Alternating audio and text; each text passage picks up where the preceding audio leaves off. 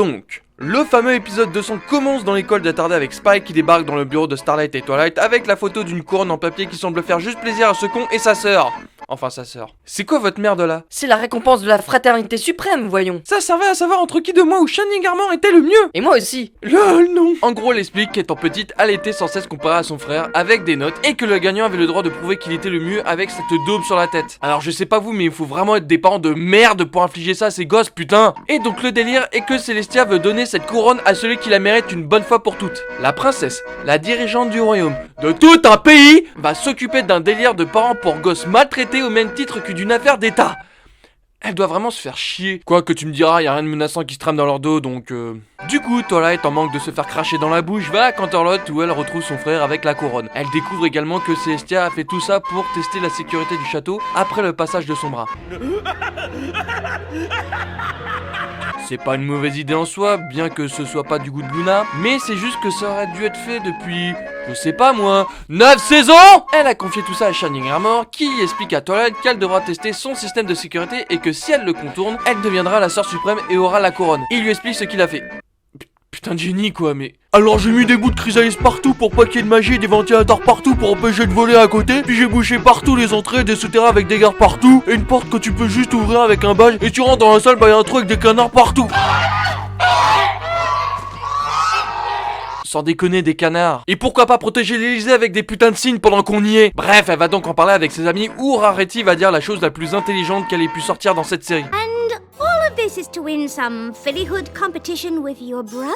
Bien évidemment, elles vont toutes l'aider parce que l'amitié, tout ça quoi. Elles auront tout un rôle que Twilight va distribuer, mais Shining Armor leur envoie une lettre où il devine parfaitement son plan. Comment a-t-il fait? Rarity va lui expliquer. No pony knows you better than your own brother. Attendez là, depuis quand elle dit des trucs sensés comme ça là, ça veut rien dire? Il est temps pour toi de la respecter comme il se doit et tu dois le promettre.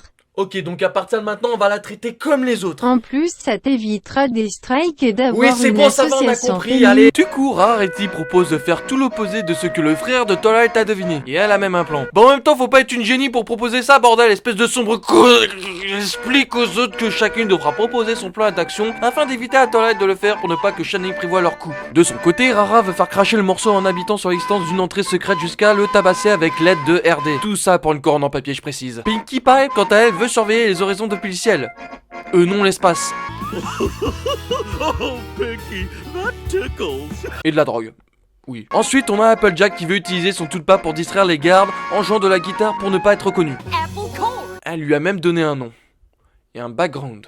Et après vous vous posez des questions sur la santé mentale des gens qui composent ce fandom. Et Fluttershy dit qu'elle a peur des petits espaces. Donc Spike propose de jouer les agents secrets en passant par des conduits d'aération. Lui au moins il aura pas changé depuis la saison 1. C'est toujours un connard. Et Twilight elle aussi veut proposer quelque chose. Mais Rarity débarque et dit ah bah non, c'est justement ça le plan. Tu ne dois rien faire, darling. Non franchement je suis vraiment obligé d'en arriver là. Tu lui dois beaucoup plus après ce que tu lui as fait subir, surtout devant autant de monde. Pendant ce temps au château, alors que les gardes sont durement en train de protéger une merde en papier alu, arrive le Tulpa d'Agi qui semble totalement faire mouche. Applejack? Enfin on rigole mais le pire c'est que ça semble vraiment marcher.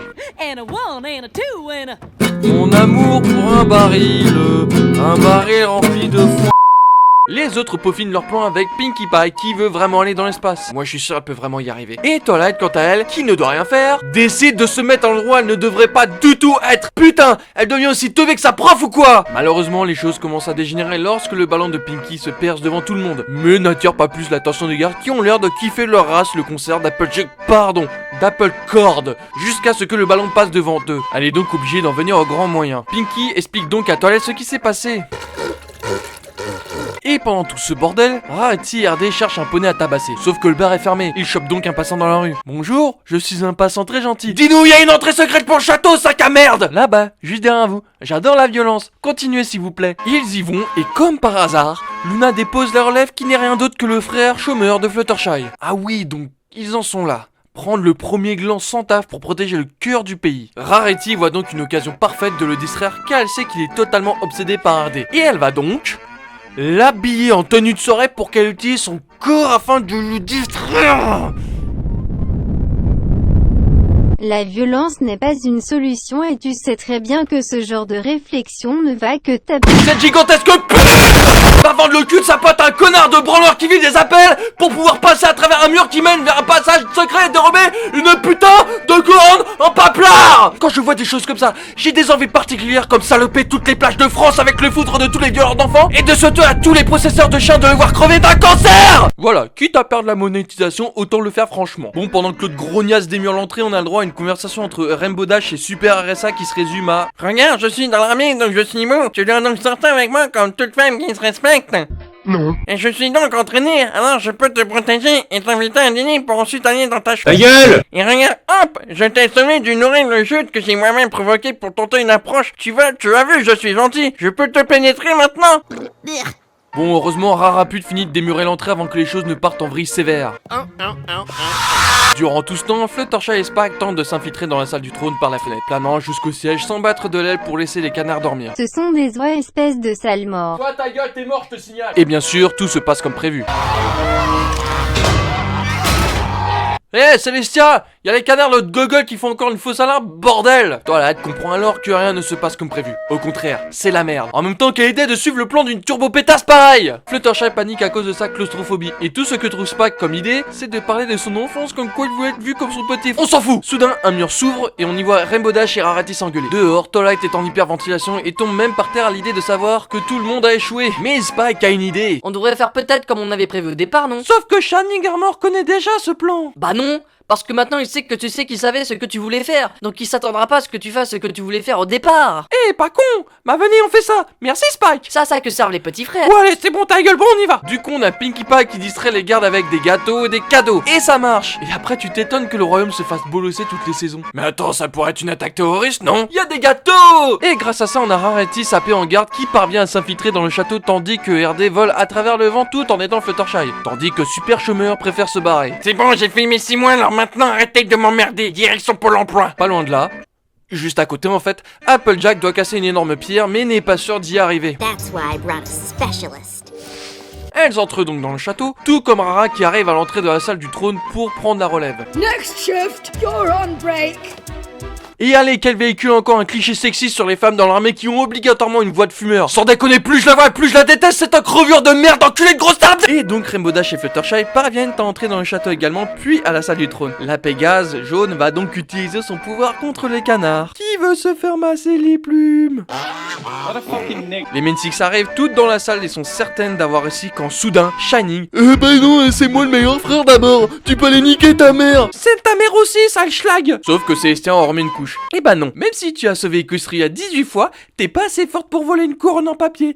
T'es nul, tu pues la merde, va te suicider. Sauf que, encore, Spike débarque et leur explique que lui aussi était en compétition pour la couronne et qu'il y avait quelqu'un pour l'aider. Voilà, paye ton plan qui va inspirer la chier d'Arty jusqu'à avoir une peluche. Mais comment? Et ce connard va expliquer qu'il a utilisé les discordes entre son frère et sa sœur, puis des deux princesses pour passer un marché avec l'une d'entre elles. Comme Luna n'était pas d'accord avec Celestia, elle s'est alliée avec Spike pour saboter la sécurité par-ci par-là, pendant que lui a foutu les Main Six dans la merde. Pour résumer, on a Spike qui a utilisé l'ensemble de ses amis pour gagner une couronne de merde, et Luna qui a foutu en l'air la sécurité juste parce qu'elle était pas d'accord avec sa sœur. C'est juste de la haute trahison et aussi la meilleure façon de se faire douter de tout le monde sur la confiance qu'elle peut avoir, surtout quand on connaît son passif, je sais pas moi. Heureusement que Celestia s'excuse et va donc écouter sa sœur. Regardez comme elles ont l'air réconciliées. Je suis sûr que... T'inquiète pas, ça va bien se passer. Tout se finit avec la réconciliation familiale entre Twilight, Shining et Spike qui ont décidé de qui serait le membre suprême de la famille. Conclusion, Equestria dans la giga merde. Trust in my self-righteous suicide. I cry when angels deserve to